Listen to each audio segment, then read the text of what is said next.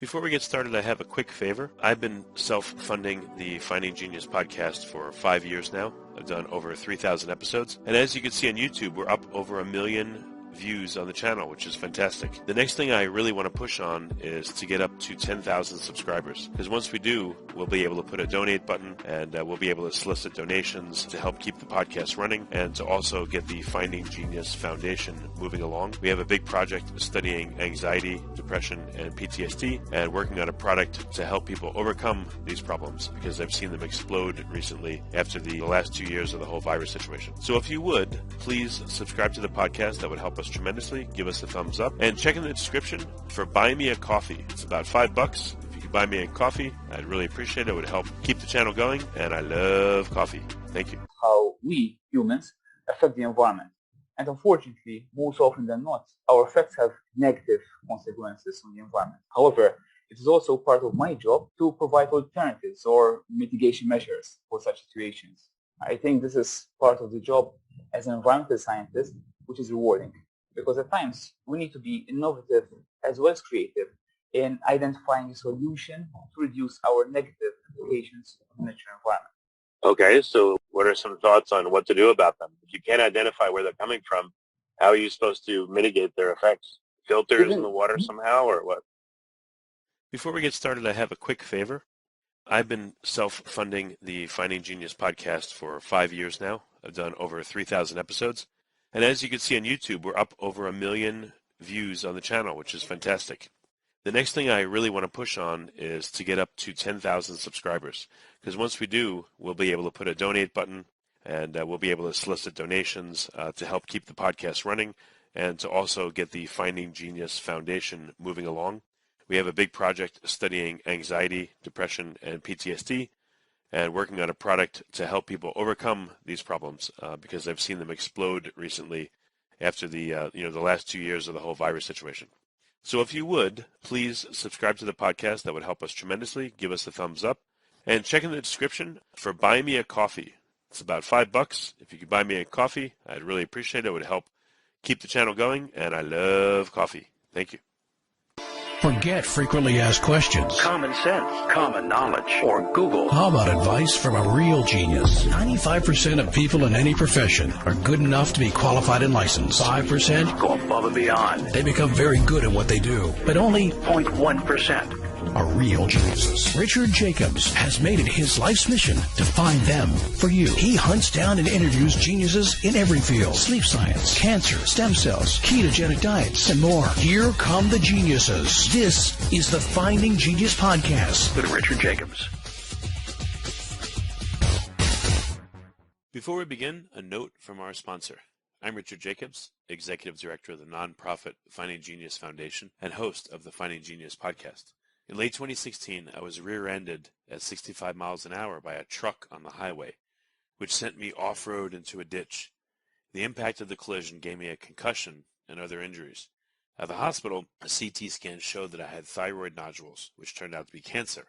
It was then, when I had a biopsy in my neck, that I realized even if I was a millionaire, I wouldn't want a second or a third biopsy due to the pain and the invasiveness of it. And appointments at that time for thyroid experts were 3 to 6 months out. And I was worried about dying now, even if that was irrational. So because of this, I've decided to raise money to conduct a literature review on steroids, on the causes of anxiety and depression, a condition that affects well over 50 million people in the United States and hundreds of millions worldwide. Our goal is to create a codex, a guide that reveals all possible treatments for anxiety and depression for people that live with the condition, or for loved ones that have it, as my wife and my son do. To find out more about our fundraiser, visit findinggeniusfoundation.org and click on Current Initiatives. And now, to our guest. Hello, this is Richard Jacobs with the Finding Genius podcast, now part of the Finding Genius Foundation. I have Juan José Bonello.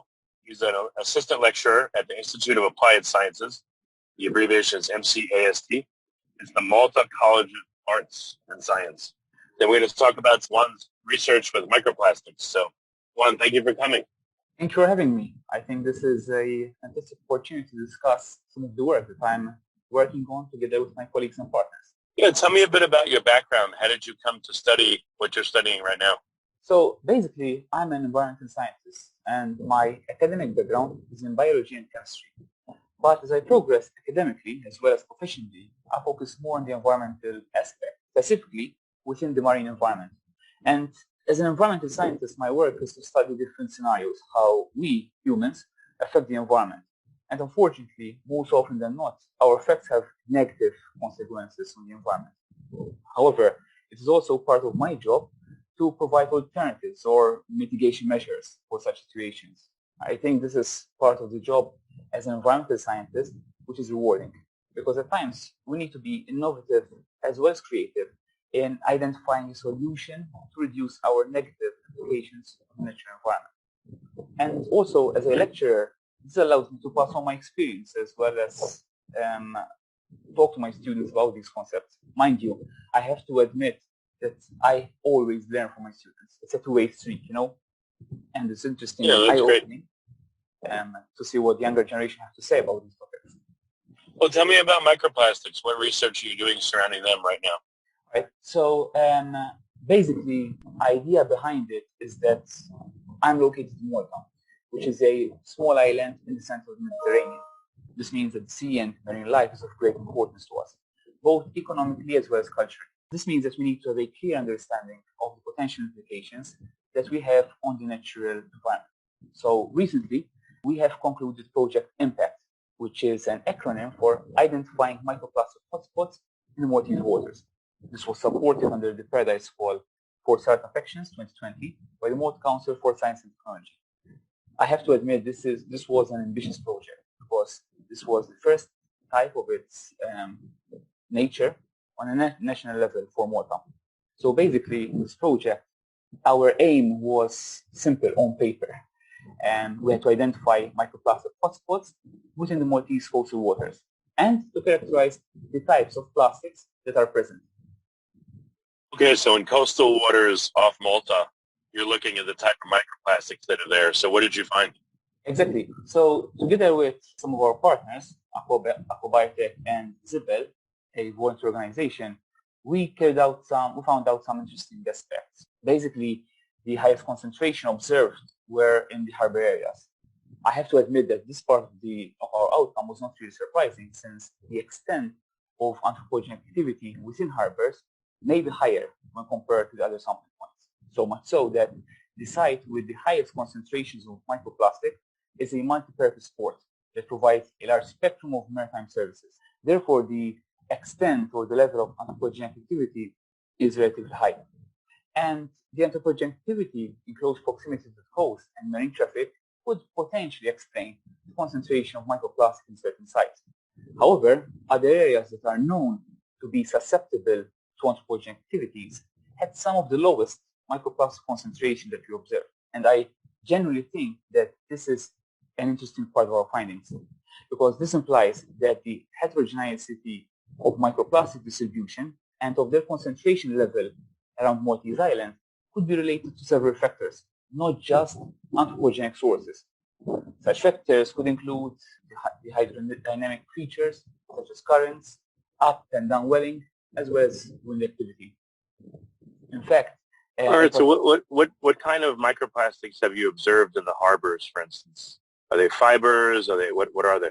Well, primarily the most common type of microplastics that were identified were fragments, which means that they are secondary type of microplastics, because we normally classify microplastics as two types: primary, the way they have been synthesized, produced, and secondary, when we have a larger piece of plastic, macroplastic, and this breaks down by time.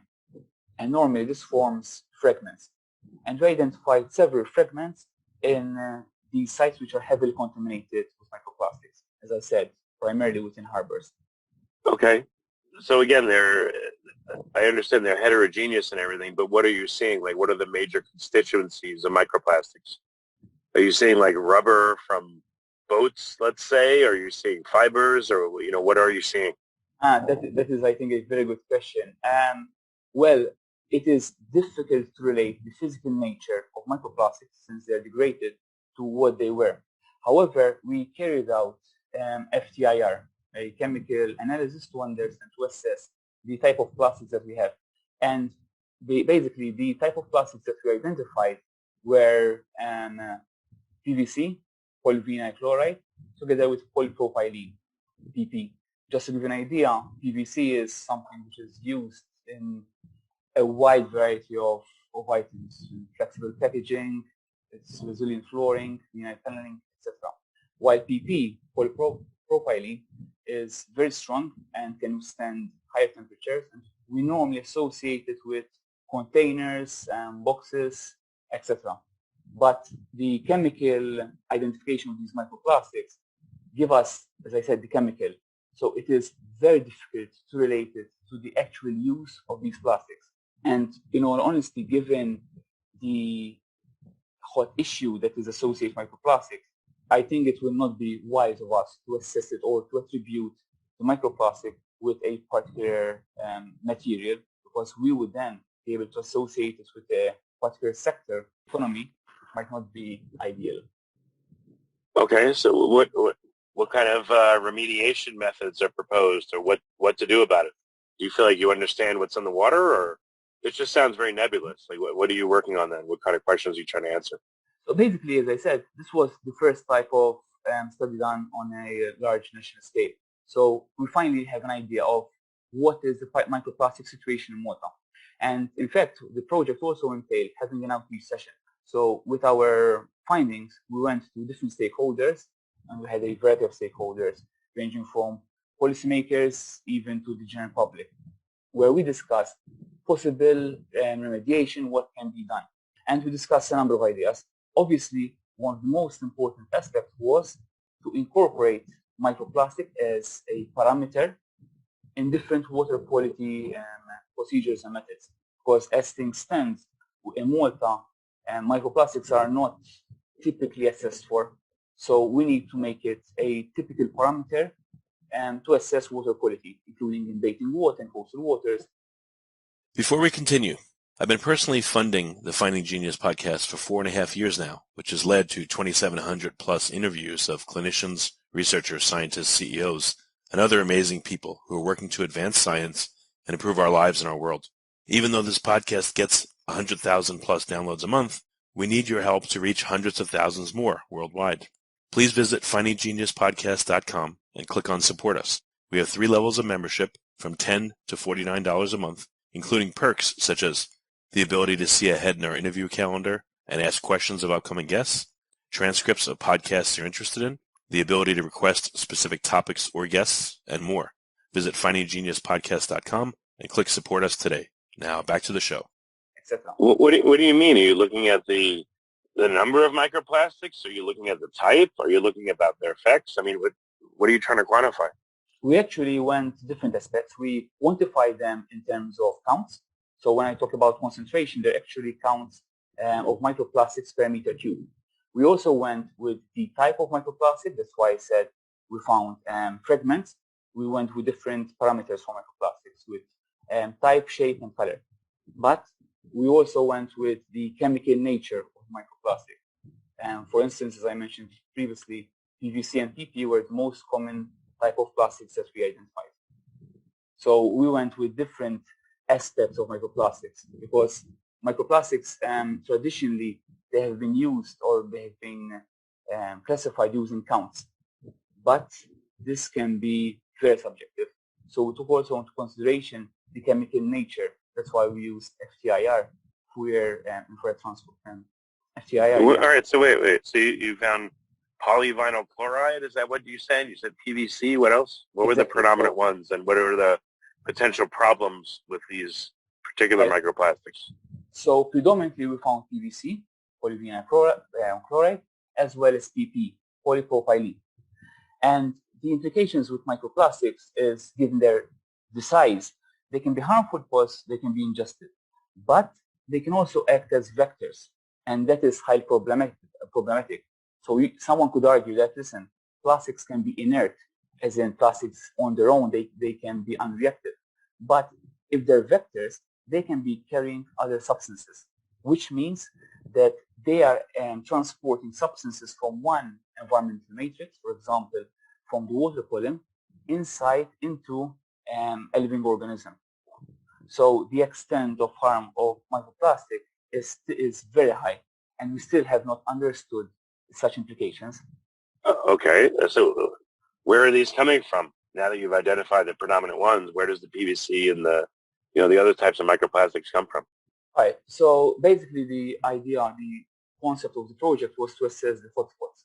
The next step, so which means the future work, will be identifying sources and drivers. But from something which is interesting that we found from the project is that we normally associate microplastics that are coming directly from land.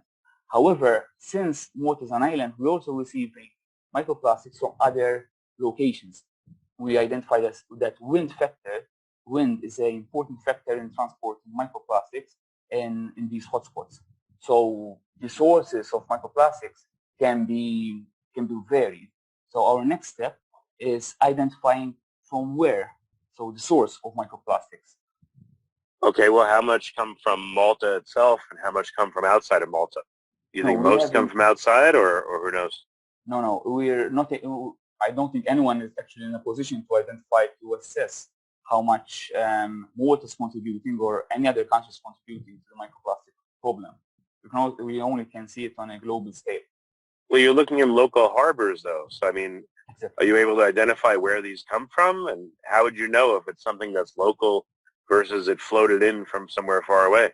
No, since we studied the chemical nature of plastic, so we assess it, for example, it's PVC or it's polyethyl and terephthalate. We don't know from where it's coming, whether it's local or not. So that is why we also took into consideration outreach sessions. So we went out and discussed with different stakeholders to see from their aspect what can be done. For example, we talked with the Ministry for Fisheries and Animal Welfare, and they discussed that yes, they understand they have a problem with microplastics, and they're talking with fishermen on how, for example, to reduce plastic in their everyday use. So our idea was to discuss with different stakeholders and see what everyone can do. Even with the general public, we carried out a simple exercise even with school children to see what their perspective of microplastic is, which was, in my own opinion, quite interesting because different stakeholders, they have different perception of microplastics, which is interesting and worrying at the same time. Okay, I mean, but has the problem been identified? Like, what's wrong with having, maybe it sounds stupid or obvious, but what's the problem with microplastics in the water there? What damage is it causing? Has that been quantified? Actually, that is something that I think this was a recurring concept. What is the problem with microplastics? In fact, a recurring misconception about microplastics is their possible implication. Since these pollutants tend to be small, thus out of sight, out of mind, we tend to ignore the harm that could potentially characterize microplastics. And we immediately associate environmental or ecological damage to plastic debris, when in reality the situation tends to be more complex than that. In fact, we divide the impacts of plastic debris into three main categories, namely environmental, as well as social and economic damage.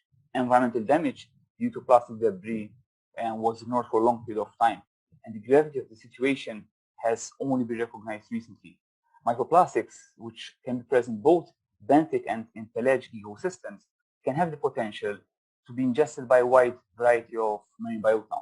And the harm for these biota can be classified either as physical damage done by the microplastic itself or as a toxicological effect, when microplastic acts as a vector, as I said, when it transports other substances. However, we also need to consider the social damage, which do not only include factors such as aesthetic issues, but also the potential threat to public health and safety. Keep in mind that when we're talking about coastal water, we're also talking about bathing water. And this is something which in Malta is obviously of great importance. As I said, Malta is an island and we depend heavily on our marine environment. And obviously there's the economic cost of marine debris, which can be both direct and indirect. When I say direct, these include costs such as increase in marine debris cleaning costs, whilst indirect costs include the deterioration of ecosystem services and the reduction in quality of life. So the extent of harm caused by microplastic is quite wide, not just related or attributed to the environmental aspect. Well, how do you know, again, the harm? What kind of testing has been done? All right. So on a separate project, we also assessed the link between different environmental matrices. So the project impact focused primarily on coastal water. But you also have other projects which deal with linking environmental matrices. We had a project which linked the presence of microplastics in the water column, in sediment, and in biota. And we found that in biota we used sea cucumbers. We found that the same amount of microplastics in biota as much as we find in sediment, which shows that there is transfer of microplastics from one environmental system to another. So that is why we're talking about the potential harm of organisms. And if these microplastics can end up in living organisms, as we found in sea cucumbers, they can obviously be found in humans as well.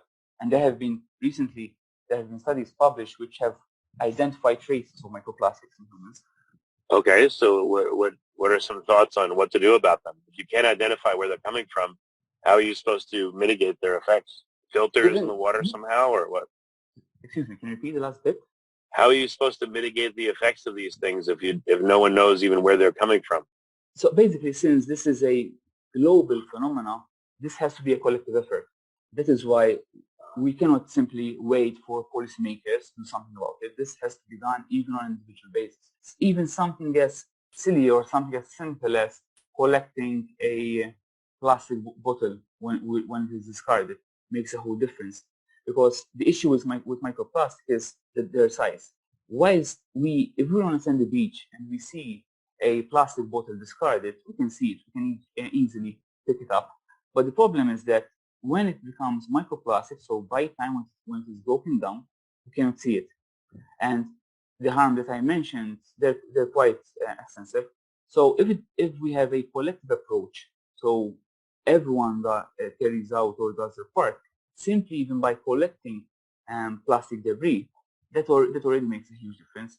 Obviously, well, what if it doesn't make a difference? What if the plastic bottles don't break down, or it takes decades? Maybe the microplastics are coming in their already microplastic form, having been degraded somewhere else. Like, how do you know that the plastic bottles that are in the local harbor what broke down into microplastics? Actually, so you're right. So what if collecting plastic, collecting litter doesn't make a difference? But it's always a start. And we're also working with policymakers to actually push, for example, in stopping on or reducing use of single-use plastic, which makes a whole difference. Unfortunately, most of the plastic debris that has already been broken down is broken down, and it will be very difficult, if not impossible, to collect. So the idea is to avoid having more microplastics in the future, because this is a pollutant which is persistent, and we're still adding as time goes by.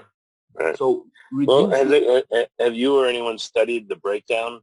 Taking plastic bottles, for instance, put them in a tank of salt water with a lamp on them, switch them around for months, and see how long it takes them to break down and turn into microplastics?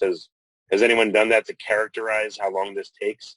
There are different studies which assess how long plastic takes to break down. Coincidentally, at MCAST, we're currently working on a project which assesses the extent of UV on breaking down macroplastics into microplastics. So we're studying one aspect, because the degradation of microplastic can be characterized by a wide variety of properties. For example, as you mentioned, salt from seawater, but we're looking at UV. So we're looking at different UV from UVA, B, and C, and assessing how long it takes and the implications on macroplastics. So that is something that we're currently working on. But as I said, UV is one part of the story. When we talk about degradation of microplastics, there are a number of factors that contribute to the breakdown of plastic into smaller pieces of plastic. Okay, so no one knows how long various types of plastics take to break down yet. And in the lab, there have been a number of studies, but keep in mind that in the lab, these are controlled conditions. The issue is when you're out in the environment, the conditions are constantly varying, and there are a number of variables. So that's why, for now, at least from our end, our laboratories, we're focusing on UV. At least we have an idea of the implications of UV. Because are you seeing any data yet on the types or intensities of UV and how it affects plastics? For now, no. For now, we've built a the compartments to store our UV, and we are currently waiting for the first set of readings. But okay, so you think you'll know soon? Can you see any degradation so far, or is it not visual? Is it, does it have to be quantified mathematically, or what have you seen so far? No, since we're still at the initial stages, visually we cannot assess anything. But the idea is to take samples, and using FTIR, we want to see how the chemical bonds of the plastics are changing. So it's not something that we will see visually. We'll need to analyze for it. But we're still at the initial stages for this project. Okay. I don't know. So, like, you're also doing studies where you remove the macroplastics and see if there's a reduction in the microplastics in the surrounding waters.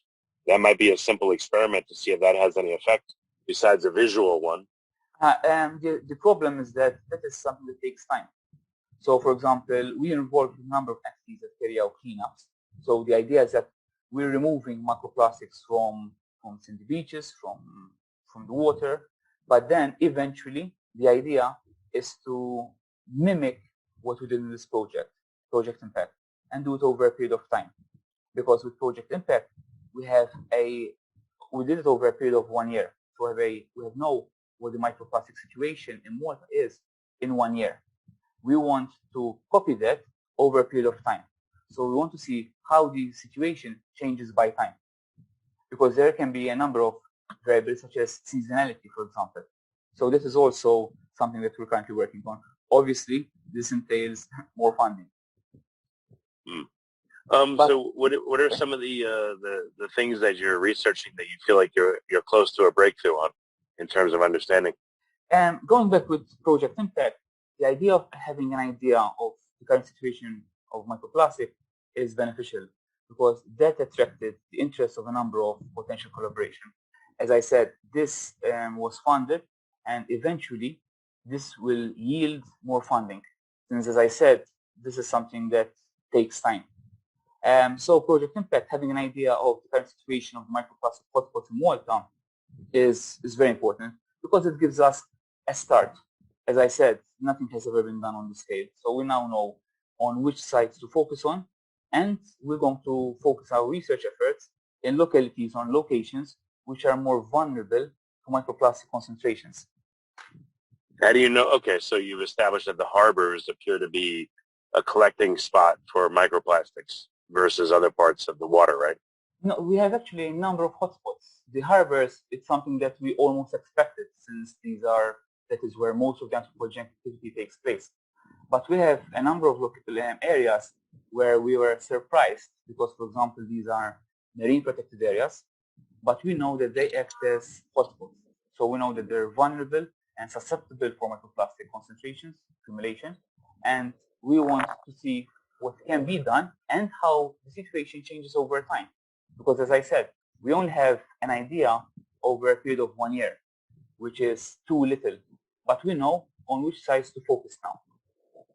Yeah, but you said a lot of plastics may come in from other areas, so it wouldn't necessarily be true that anthropogenic activity would result in localized microplastics. It could be that they get transported by the currents and the shapes of the harbors and, the wave action to different places. So why not look at it from that perspective? Yes, that is the idea. We know which areas are susceptible, and then we'll carry out modeling to see the potential sources from where these microplastics could potentially originate. But we now know where to focus our efforts on, and focusing on the entire. So what are some unexpected places you've seen microplastics, and why? As I said, we expected microplastic concentration in areas that are highly anthropogenic, where we see a lot of marine traffic, where, for example, beaches are very popular with both locals and tourists, and that was not always the case. So whilst areas that are highly anthropogenic provided concentration of microplastics, we had areas that are considered to be safeguarded and protected, such as marine areas, that were characterized with quite a high concentration of microplastic. So that is what was something it was not something we expected. But as we mentioned, it could be because of wind currents or even upwelling, downwelling of the water. that could influence the area. So the next would be to assess from where these microplastics originating. Okay. Well, very good. Jose, what's the best place for people to find out more about your work? Where can they go? So basically, we have a website dedicated for the project. It's just bringing it up. It's projectimpact.mt. It's projectimpact.mt. And we also have a blog which explains also targeting different audiences, and there's some materials which explain the implications of microplastics as well as what we're doing with regards to this project. Okay, well, very good. Juan, thank you for coming on the podcast. I know it's a very, very complicated subject and not a lot is known yet, but thank you for trying to answer and make speculation as to, what is known so far. I appreciate you coming. Thank you for having me. It was interesting. If you like this podcast, please click the link in the description to subscribe and review us on iTunes. You've been listening to the Finding Genius podcast with Richard Jacobs. If you like what you hear, be sure to review and subscribe to the Finding Genius podcast on iTunes or wherever you listen to podcasts. And want to be smarter than everybody else? Become a premium member at findinggeniuspodcast.com. This podcast is for information only. No advice of any kind is being given. Any action you take or don't take as a result of listening is your sole responsibility. Consult professionals when advice is needed.